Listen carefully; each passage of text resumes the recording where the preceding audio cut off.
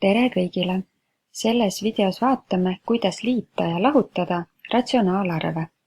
Ratsionaalarvudeks peetakse kõiki arve, mida saab esitada kahe täisarvu jagatisena. Siin ülesannetes vaatame siis harilikke murde ja kümnendmurde, kuigi ratsionaalarvudeks peetakse ka naturaalarve ja täisarve. Siia vasakule olen ma teinud skeemi, et kuidas sa peaksid mõtlema, kui sul on vaja liita ja lahutada ratsionaalarve. Sa peaksid mõtlemist alustama sellest, et kas selles ülesandes on sees sulud. Kui on sees sulud, siis tuleb need sulud avada.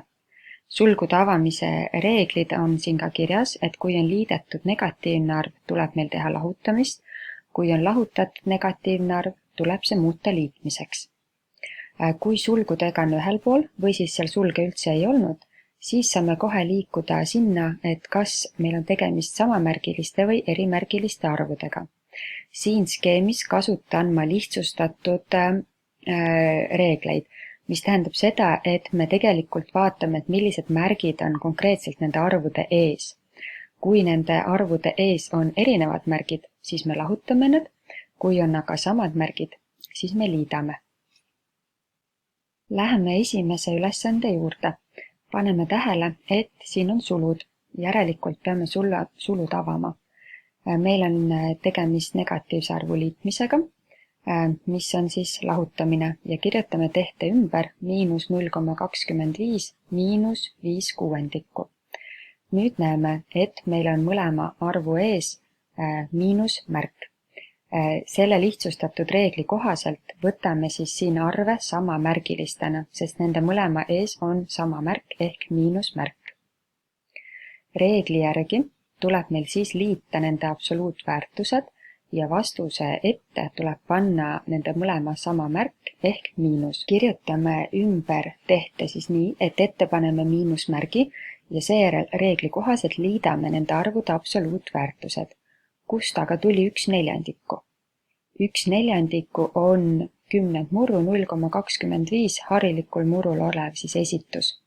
Sa võid kirjutada ka 25 sajandikku, kuid oleks hea, kui sa tead peast siis mõndade enam kasutatavate kümnendmurdudele vastavaid harilikke murde. Nii et kirjutame, et 0,25 on 1/4. Nüüd teeme siis siin sulgudes liitmise tehet. Selle jaoks tuleb meil leida ühine nimetaja, milleks on 12. Leiame ka laiendajad. 4 peame korrutama 3-ga, et saada 12 ja 6 peame korrutama 2-ga. Nii et laiendajad on 3 ja 2. Nüüd korrutame lugejad ja laiendajad ja saame 3 + 10. Nüüd aga paned sa tähele, et ma kirjutasin selle murru ette miinuse. See miinus on ka meil eelmises võrdluses, sellepärast, et vastus peab olema siis meil negatiivse märgiga lõpuks. See tähendabki seda, et ma kirjutan selle vastuse negatiivsuse märgi igale poole võrdluse ette. Arvutame ära 3 + 10 on 13, 13 12 ja teeme sellega siis segaarvuks. Eraldame täisosa, 12 mahub 13 sisse ühe korra, nii et vastus on -1 ja alles jääb 1 12. Lähme teise ülesande juurde. Siin siis vaatame jälle, kas on tegemist sulgudega. Sulge ei ole, järelikult jõuame järgmisse otsustuspunkti ehk kas arvud on samamärgilised. Jällegi vaatame siin lihtsustatult, kas arvude ees on samad märgid või ei ole. Näeme, et siin on arvude ees erinevad märgid, mis tähendab seda, et me võtame seda reeglit kui siis erimärgiliste arvudega liitmist ja lahutamist. Selle jaoks tuleb lahutada arvude absoluutväärtused. Ehk lahutame 7 12 ja 1,2. Kuid lahutama peame nii pidi, et suuremast lahutame väiksema arvu. 7 12 on lihtmurd ehk väiksem kui 1, järelikult lahutame 1,2 - 7 12. Vastus on suurema absoluutväärtusega arvumärgiga ehk positiivne, sest 1,2 on siin plussiga. Nii et vastus ette tuleb siis plussmärk ja seda siis tegelikult ei kirjutata. Nii, aga kust tuli nüüd siis 12 ? See on 1,2 hariliku murru kuju. Ja hakkame siin siis nüüd leidma seda ühist nimetajat. 10 ja 12 ühine nimetaja on 60. Selleks tuleb meil esimest murdu korrutada 6-ga, sest 10 korda 6 on 60 ja teist murdu 5-ga, sest 5 korda 12 on ka 60. Nüüd korrutame lugejad ja laiendajad.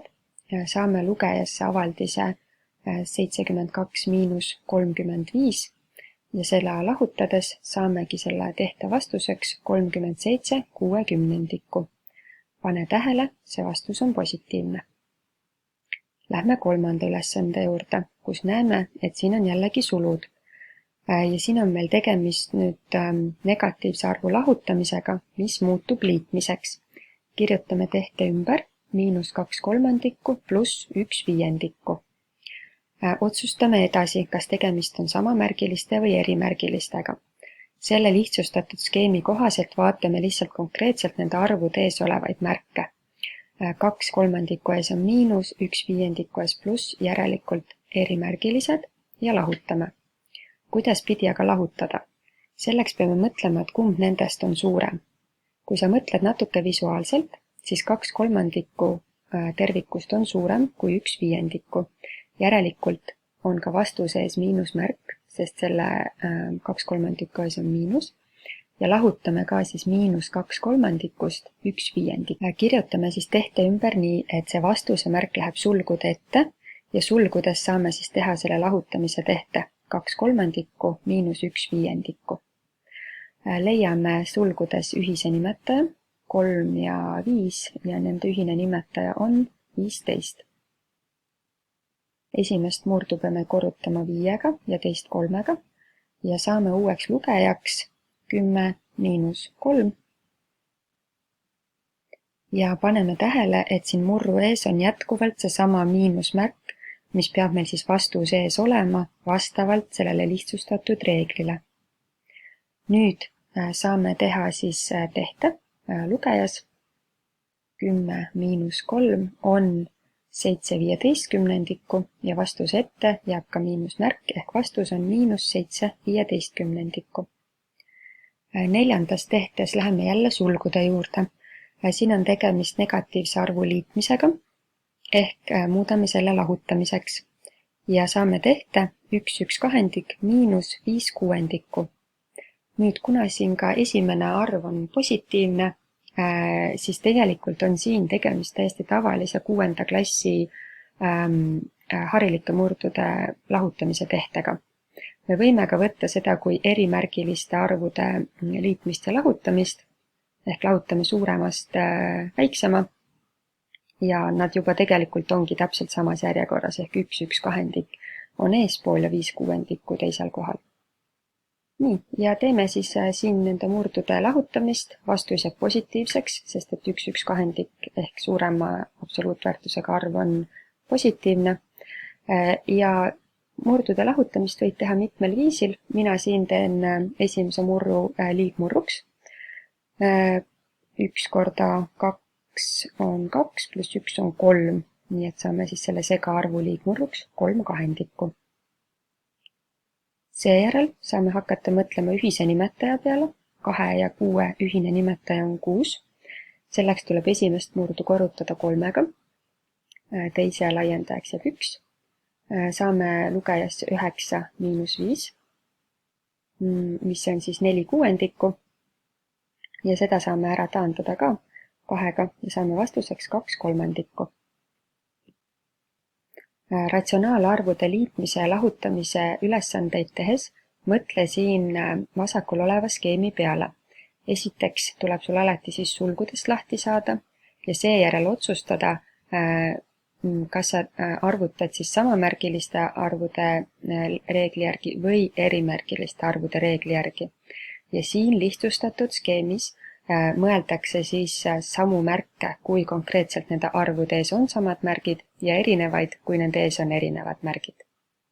Ja pea meeles, mida rohkem sa harjutad, seda paremaks sa saad. Ma soovitan sul seda videot tagasi kerida, proovida neid ülesandeid ise teha ja siis jälle vaadata samm-sammult, kuidas neid õigesti lahendada võiks.